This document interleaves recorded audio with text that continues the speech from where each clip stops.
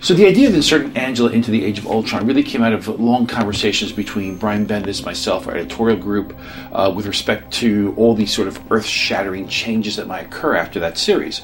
We were looking for a way to bring Angela into the Marvel Universe. We really weren't quite sure exactly when and where it was going to happen.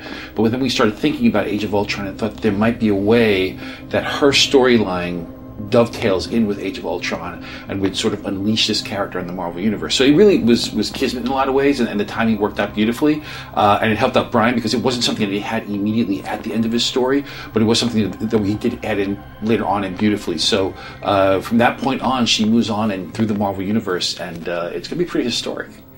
When it came to the redesign of Angela, a lot of things came into play here. First of all, there was a certain, iconography to the character that made her recognizable, something that Todd McFarlane and Greg Capullo really created in the McFarlane universe. So I didn't want to deviate too far from that, but at the same time, there were inconsistencies in the characters. Like after Greg had been done drawing her in the Angela series, subsequent artists didn't really draw her the same from book to book and sometimes panel to panel.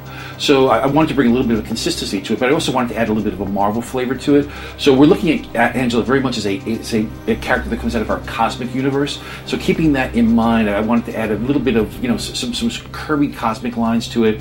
You'll notice that some graphics on her costume and on her weaponry that have a bit of a curvy flair. So I need to Marvelize it in a lot of ways. And again, standardize the costume so that it sort of worked in 3D and you could really turn it around and all the elements would work and she could actually walk around in that costume. I'm sure it'll change over time as we start moving on because, as I start looking at it, she's supposed to be a warrior. There's not a lot covering her up in case she gets into a battle. So I'm sure we'll be changing some of those things as we go along. But initially, I wanted her iconography, her look, her silhouette to be very, very similar so that people who remember Angela from back in the day will find her recognizable now. Now, where she goes from there, that morphing of her character will definitely come out of stories. We have a very, very deep, rich history for Marvel, for Angela within the Marvel Universe that I think fans are going to really dig, and they'll see how that metamorphosis changes the character as she moves through our timeline.